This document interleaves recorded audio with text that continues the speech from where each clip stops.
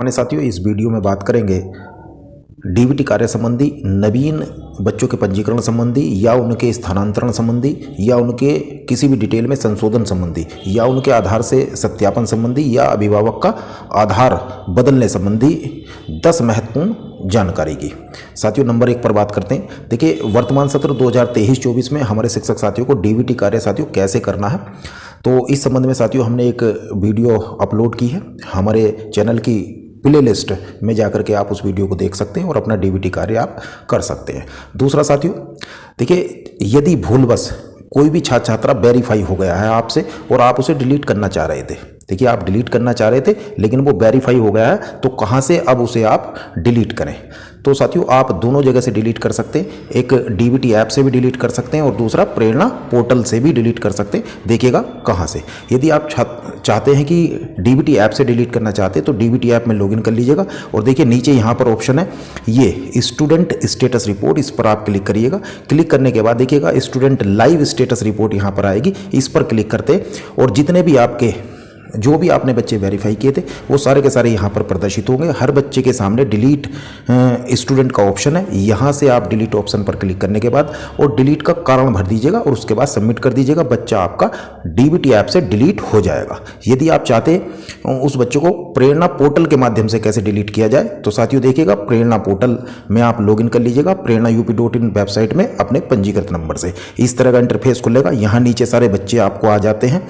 उस बच्चे को देख लीजिएगा जिसे डिलीट करना, और उस बच्चे के सम्मुख यहाँ देखेंगे जहाँ आपने वेरीफाई किया था, तो यहाँ आपने देखिएगा वेरीफाई बटन पहले आ रहा था, यहाँ वेरीफाई आपने किया था, अब उसके सम्मुख यहाँ पर डिलीट आ रहा है। यदि आपने वेरीफाई कर दिया है तो आप यहाँ डिलीट ऑप्शन पर क्लिक करिएगा। उसके बाद एक ड्रॉप डाउन आएगा, वहाँ से डिलीट का कारण भर लीजिएगा और नीचे बॉक्स में कमेंट में लिख दीजिएगा वही कारण और उसके बाद सबमिट कर दीजिएगा। बच्चा आपका यहाँ से डिलीट हो जाएगा। तो इस प्रकार साथियों आप देखेंगे जो दूसरी हमारी समस्या है उसका समाधान हो जाता है। अब बात करते हैं तीसरी समस्या की। आपसे डिलीट हो गया है और आप उसे वापस लाना चाहते हैं, तो कैसे उसको वापस लाएं? तो देखिए साथियों, यह जो कार्य है केवल और केवल प्रेरणा UP.in अर्थात प्रेरणा पोर्टल के माध्यम से किया जा सकेगा। आप प्रेरणा पोर्टल पर अपने पंजीकृत नंबर के माध्यम से लॉगिन कर लीजिएगा। इस प्रकार से ऐसा इंटरफेस यहाँ पर खुलेगा और ऊपर आप देखेंगे साथियों 3 यहाँ पर लाइन बनी आ रही हैं ऊपर। इन पर जैसे ही आप क्लिक करते हैं तो यहाँ पर एक ऑप्शन है लर्निंग आउटकम। आप साथियों इस लर्निंग आउटकम के ऑप्शन पर क्लिक करेंगे। क्लिक करने के बाद आपको roll back, student roll back का ऑप्शन मिलेगा, उसमें आप क्लिक करिएगा और क्लिक करने के बाद नीचे वो डिलीट किया हुआ स्टूडेंट आपको मिल जाएगा। उसके सम्मुख रोल बैक का बटन है, उस पर आप क्लिक करिएगा, कारण भरिएगा और तुरंत ही वो बच्चा आपका वापस आपके इस पोर्टल में प्रदर्शित होने लगेगा। जैसे ही यहाँ प्रदर्शित होगा उस बच्चे को तुरंत आप यहाँ से वेरीफाई कर दीजिएगा। तुरंत ही वो बच्चा या कुछ समय के पश्चात वो बच्चा डीबीटी में प्रदर्शित होने लगेगा। ठीक है साथियों, तो इस प्रकार हमारी तीसरी समस्या का समाधान हो जाता है और हम किसी भी डिलीट किए गए बच्चे को पुनः वापस ला सकते हैं। यदि साथियों आप बच्चे की किसी भी डिटेल में उसके आधार में, उसके अभिभावक के आधार में संशोधन करना चाहते हैं, तो आप संशोधन कैसे कर सकते हैं किसी भी डिटेल में? देखिए, यदि बच्चों की 4 प्रकार की डिटेल, बच्चों की कक्षा, उसका एसआर नंबर, उस बच्चे का आधार नंबर या अभिभावक का आधार नंबर में चेंज करना चाहते हैं, तो आप स्वयं ही प्रेरणा पोर्टल से कर सकते हैं। ठीक है साथियों, और यदि इन चारों के अतिरिक्त आप कोई भी संशोधन करना चाहते हैं, बच्चे की किसी भी डिटेल में संशोधन करना चाहते हैं, तो साथियों आप स्वयं नहीं कर सकते हैं, बल्कि आप वो BRC पर जो कंप्यूटर ऑपरेटर हैं उनके द्वारा ही की जाएगी। आप वो संशोधन उनको लिख करके दे दीजिएगा और वो BO लॉगिन के माध्यम से उस संशोधन को आप करा सकते हैं। ठीक है साथियों, और ये 4 प्रकार के संशोधन आप प्रेरणा UP.in जो वेबसाइट है वहाँ पर आप लॉगिन करेंगे और लॉगिन करने के बाद जो बच्चा है, बच्चे के सम्मुख देखेगा यहाँ पर ये सभी ऑप्शन दिए हुए हैं। आप यहाँ से बच्चे की जो क्लास है उसको भी एडिट कर सकते हैं, उसका एसआर नंबर एडिट कर सकते हैं और उसके बाद देखिएगा यदि बच्चे का आधार नंबर चेंज करना चाह रहे हैं तो उसका आधार भी यहाँ से चेंज करने की रिक्वेस्ट भेज सकते हैं। और उसके बाद जैसे ही आप यहाँ मार्क एज चेंज स्टूडेंट आधार करेंगे तो साथियों वो बच्चे का एंट्री डीबीटी ऐप में करते समय आधार सत्यापन के लिए वहाँ पर चेंज करने के लिए कहेगा। ठीक है साथियों, तो जिस समय डीबीटी में उस बच्चे का आप आधार संबंधी विवरण भरेंगे तो वहाँ पर ये ऑप्शन आपको मिल जाएगा खुला हुआ। इसी प्रकार से यहाँ पर यदि आप अभिभावक का आधार चेंज करना चाहते हैं तो यहाँ पर आप देखिएगा मार्क कर दीजिएगा, और जैसे ही आप मार्क करेंगे तो डीबीटी ऐप में जब डीबीटी कार्य इस बच्चे का करेंगे वहाँ पर अभिभावक का आधार संशोधन का ऑप्शन वहाँ पर खुला हुआ आपको मिल जाएगा। ठीक है साथियों, तो इस प्रकार से इस समस्या का समाधान किया जा सकता। इसके बाद साथियों समस्या नंबर 5 पर बात कर लेते हैं। आपके द्वारा छात्र छात्राओं को वेरीफाई कर दिया जाता है, तो उसके बाद आप देखेंगे सभी बच्चे बीओ लॉगिन में भेज दिए जाते हैं, और बीओ लॉगिन में भेजने के बाद भी यदि आपको ऐसा लगता है कि उस बच्चे की कोई डिटेल गलत हो गई है तो आप कैसे उस बच्चे को वापस कराएं। तो ऐसी स्थिति में आप जो भी बीआरसी पर कंप्यूटर ऑपरेटर इस डीबीटी के कार्य को देख रहे हैं उन्हें आप अवगत करा दीजिएगा कि मेरे इस बच्चे को आप रिवर्ट कर दीजिएगा, तो उस कंप्यूटर ऑपरेटर के द्वारा उस बच्चे को रिवर्ट कर दिया जाएगा। वह रिवर्ट किया गया बच्चा आपके डीबीटी ऐप में प्रदर्शित होगा रिवर्ट वाले कॉलम में, वहां से उसका विवरण भरकर पुनः सत्यापित कर कर आप प्रेषित कर सकते हैं। इसके बाद समस्या नंबर या बिंदु संख्या 6 पर बात कर लेते हैं। देखिएगा एक से अधिक विद्यालय में दिख रहा है, अर्थात डुप्लीकेट में दिख रहा। देखिए अपना प्रेरणा-UP.in वेबसाइट आप ओपन करिएगा, लॉगिन करिएगा, उसमें लर्निंग आउट का कॉलम है। उस लर्निंग आउटकम के कॉलम पर क्लिक करने के बाद डुप्लीकेट स्टूडेंट का कॉलम आएगा, उस पर क्लिक करने से आपको पता चल जाएगा कि आपके विद्यालय में कौन कौन से बच्चे डुप्लीकेट प्रदर्शित हो रहे हैं। आप उन डुप्लीकेट बच्चों से संबंधित जानकारी बीआरसी कंप्यूटर ऑपरेटर को दे दीजिएगा। वह कंप्यूटर ऑपरेटर के द्वारा उनमें से एक बच्चे को, जो सही बच्चा आपके विद्यालय में पंजीकृत है, उसको आगे प्रेषित कर दिया जाएगा, और जो दूसरा बच्चा होगा उसको रिजेक्ट कर दिया जाएगा। तो इस प्रकार से जो डुप्लीकेट से संबंधित बच्चे हैं उनका भी डीबीटी कार्य आप पूरा करा सकते हैं। इसी के साथ साथियों जितने भी ऐसे बच्चे आपके विद्यालय में हैं, ऐसे अभिभावक जिनके 3 या 3 से अधिक बच्चे आपके विद्यालय में पढ़ रहे हैं, तो उनको सस्पेक्टेड स्टूडेंट कहा गया है, और वे सस्पेक्टेड वाले कॉलम में बीओ लॉगिन में प्रदर्शित होते हैं।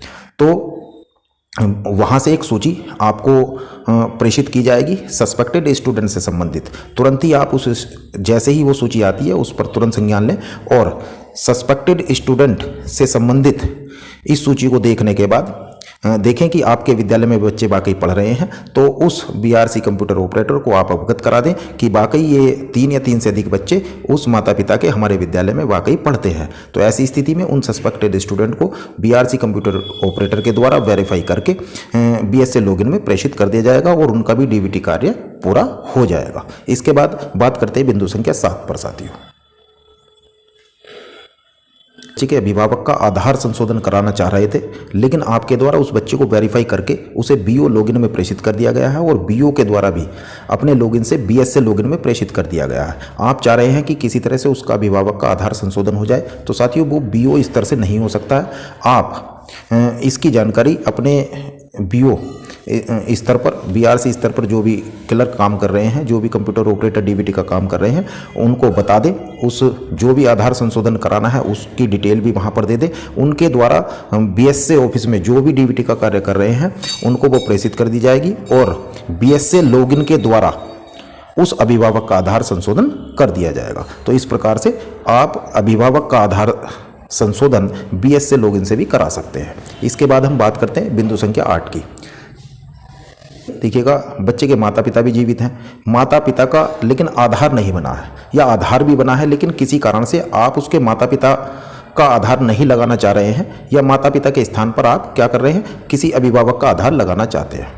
ठीक है, कोई भी कारण हो सकता है ऐसा जो माता पिता का आधार आपको नहीं लगाना है, और जबकि माता पिता जीवित भी हैं। तो ऐसी स्थिति में क्या किया जाए? तो ऐसी स्थिति में कोई भी ऑप्शन ना तो आपको मिलता है, ना ही बीईओ लॉगिन के स्तर से ऐसा कोई ऑप्शन मिलता है कि माता पिता यदि जीवित हैं तो आप अभिभावक का नहीं लगा सकते हैं आधार। लेकिन साथियों विशेष जानकारी है कि आप ऐसी स्थिति में आप अभिभावक का आधार भी वहाँ पर लगवा सकते हैं। लेकिन कैसे? आप यह जानकारी बीआरसी स्तर से बीएसए कार्यालय में जो भी डीबीटी का कार्य देख रहे हैं उनको बता दें, और बीएसए लॉगिन में डीबीटी पोर्टल पर ये विशेष अधिकार का ये ऑप्शन आता है, जिसके तहत यदि माता पिता जीवित हैं और फिर भी आप किसी अभिभावक का आधार उसमें चेंज कराना चाह रहे हैं तो साथियों आप करा सकते हैं। ठीक है, लेकिन होगा ये बीएसए लॉगिन के माध्यम से ही।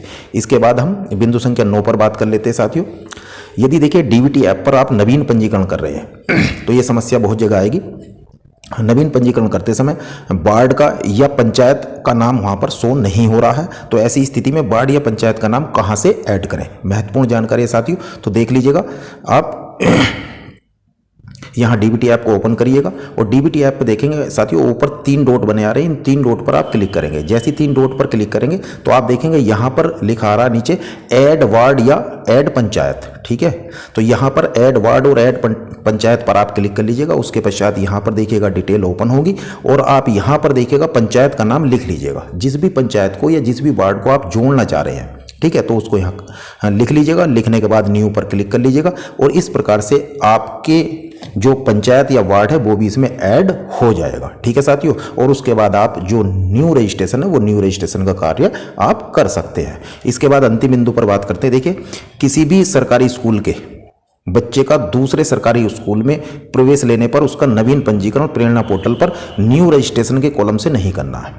अर्थात देखिएगा, हमारे जितने भी परिषदीय विद्यालय, एडेड विद्यालय हैं, इनमें जो भी नए बच्चे आ रहे हैं, यदि वो नया बच्चा किसी भी परिषदीय विद्यालय से आ रहा है, किसी भी सरकारी विद्यालय से आ रहा है, अर्थात जिसका डाटा पहले से ही प्रेरणा पोर्टल पर दर्ज है, तो उसका नया पंजीकरण प्रेरणा पोर्टल पर या डीबीटी ऐप पर आपको करने की आवश्यकता नहीं है। उसे सीधे ही आप स्टूडेंट ट्रांसफ़र वाले कॉलम से अपने यहाँ स्टूडेंट ट्रांसफ़र कर सकते हैं। कैसे ट्रांसफ़र कर सकते हैं, तो देखिएगा आपको प्रेरणा UP.in वेबसाइट में लॉगिन करना पड़ेगा और यहाँ पर देखिएगा लॉगिन करने के बाद ये स्टूडेंट ट्रांसफ़र का ऑप्शन आता है, इस पर आप क्लिक करेंगे। क्लिक करने के बाद जिस भी विद्यालय से आप बच्चे को ट्रांसफ़र अपने यहाँ करना चाह रहे हैं, आप उस विद्यालय का U- कोड ऊपर भरेंगे और उस बच्चों की वहाँ पर डिटेल प्रदर्शित हो जाएंगी। बच्चे के नाम के सम्मुख आप स्क्वायर बॉक्स पर क्लिक करेंगे और उसके आगे स्थानांतरण की दिनांक भर देंगे, जबकि नीचे जो डिटेल आएगी वो आपके अपने विद्यालय की आएगी। सभी डिटेल नीचे भर के आप सबमिट करेंगे, उस बच्चे का पूरा डिटेल आपके विद्यालय में स्थानांतरित हो जाएगी, ठीक है साथियों। इस संबंध में मैं अलग से भी वीडियो बना करके आपको प्रेषित कर दूंगा। डीबीटी से संबंधित समस्त प्रकार की समस्याओं से संबंधित वीडियो हमारे चैनल की प्लेलिस्ट में साथियों हैं। मैं प्रयास करूंगा कि आपके डीबीटी संबंधित समस्त समस्याओं का समाधान करने की। यदि फिर भी कोई समस्या रहती है तो आप कमेंट बॉक्स में लिख दीजिएगा, मैं पूरा प्रयास करूंगा। इन्हीं शब्दों के साथ मैं अपनी वीडियो को समाप्त करता हूं। धन्यवाद। जय हिंद।